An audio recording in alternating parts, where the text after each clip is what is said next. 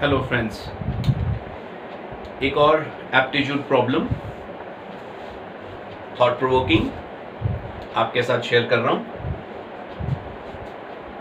हमारे पास एक सर्कल है, just read this, I am reading it out for you.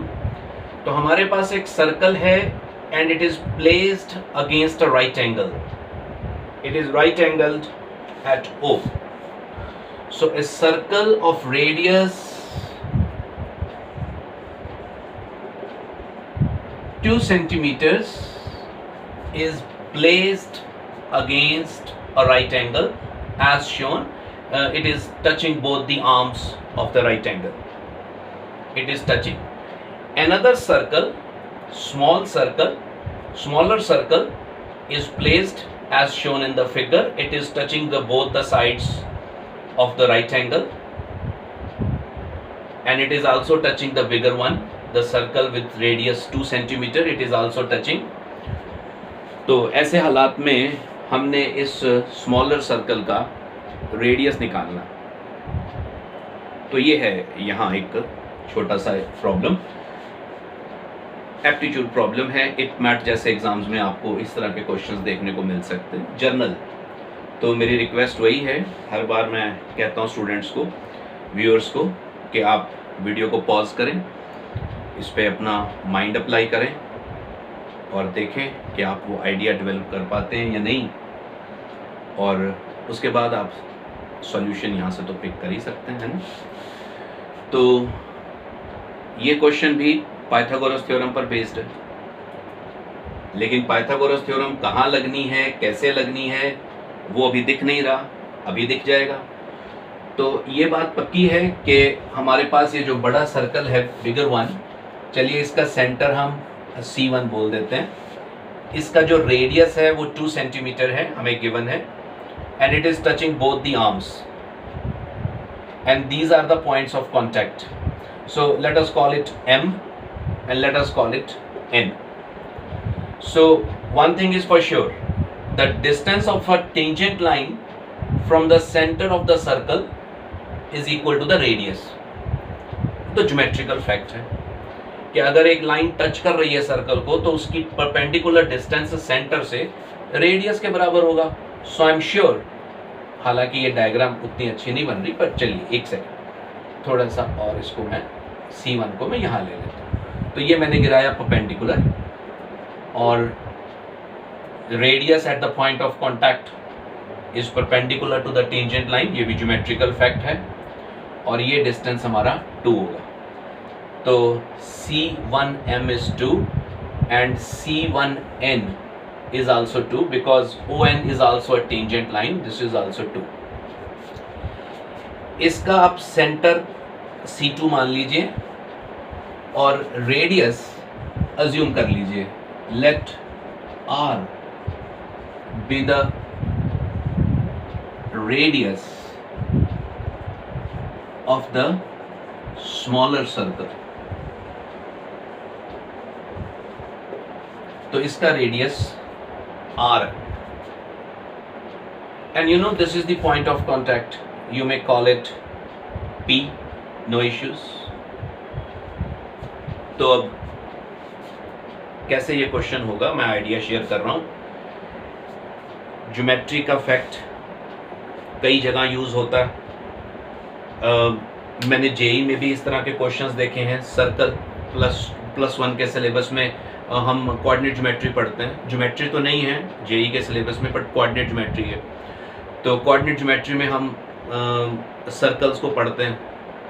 तो कई क्वेश्चंस मैंने देखे हैं जिसमें ये फैक्ट, ज्योमेट्रिकल फैक्ट यूज होता है कि if two circles are touching each other, if two circles are touching each other externally, their centers and their point of contact are collinear, they lie along a line. तो ये तीनों collinear points हैं, C1, C2 and the point of contact. ये तीनों एक ही line पे लाई कर रहे हैं। और एक और बात जो हमारे फायदे की है इसमें, C1 C2 का जो डिस्टेंस है, it is equal to the sum of the two radii. If the circles touch each other externally, if the circles are touching externally, then the distance between their centers is equal to the sum of the radius. तो यहाँ एक बात जो हम कह सकते हैं कि C1 C2 is equal to R+2, और ये तीनों पॉइंट्स कोलिनियर होंगे like this, they will fall along a line.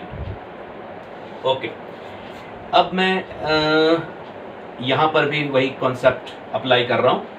This smaller circle is also touching, late us call this point M1, this point is N1. Because the circle is touching, this is the tangent line, distance between the center and the radius, center and the tangent line is radius, and this is also R. ये distance भी आपका R है।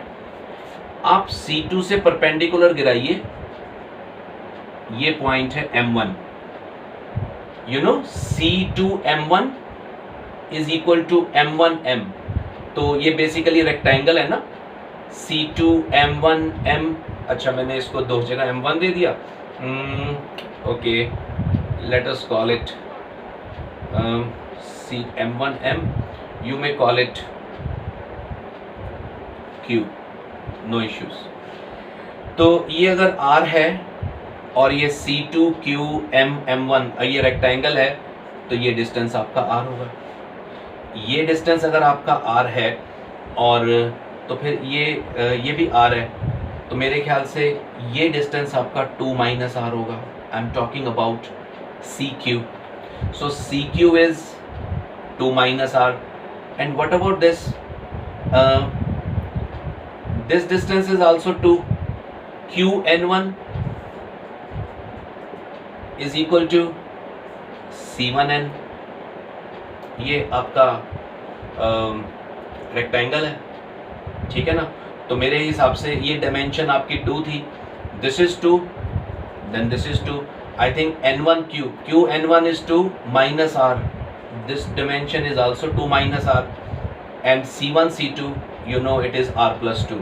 so in triangle C1 C2 Q, in triangle C1 C2 Q, it's a right angled at Q, it's a right angled at Q, and C1 C2 is the hypotenuse, so Pythagoras C1 C2 square is equal to Q C1 square plus Q C2 square. Please put the values. The distance of C1 C2, the distance between their centers is equal to the sum of their radii, and the second length is 2 - R. This one is also 2 - R. Solve this quadratic and you will get the value of R. I'll do it for you all. मैं भी करूँगा ये आपके साथ। चलिए ज़रा देखते हैं। So it is R square plus 4R plus 4 2 times R square minus 4R plus 4. So 2R square and R square सभी टर्म्स को मैं एक तरफ शिफ्ट कर रहा हूँ। R square, this is -8 and -4, -12R, then it is 8 and 4, it is equal to 0. So this is the quadratic at hand. Discriminant method, अपना हाँ डिस्क्रिमिनेंट मेथड लगा दीजिए, मिडल टर्म ब्रेक नहीं हो रही है। तो आइए,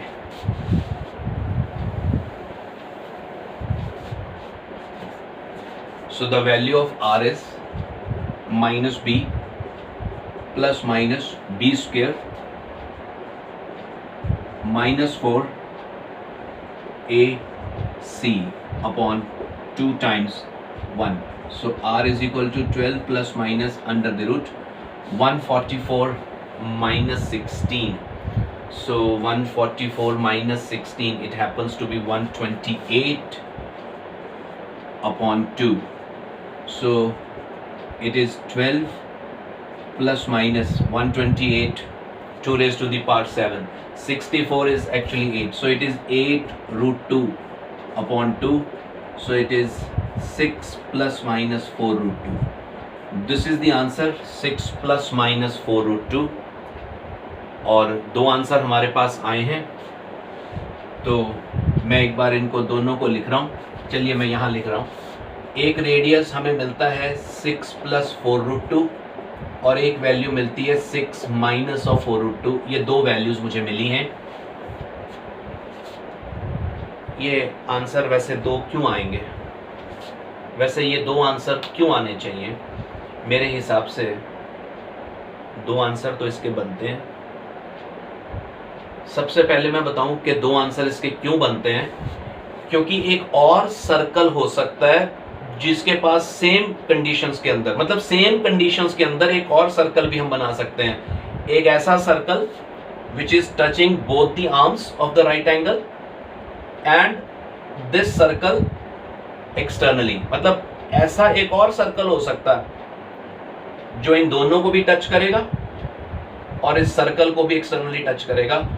मैं जगह कम है इसलिए बना तो नहीं पाऊंगा, लेकिन आप इस तरह से सोच सकते हैं कि इस तरह से कोई सर्कल यहाँ पे इस तरह से जाएगा, काफी बड़ा सर्कल होगा जो इसे टच करेगा। तो हमारा सर्कल जो है वो उसका साइज 2 से कम है, तो डेफिनेटली ये हमारी वैल्यू नहीं है, क्योंकि हमारा सर्कल का साइज 2 से कम है और ये हमारा आंसर है और ये वैल्यू पॉजिटिव है। आप कैसे देखेंगे?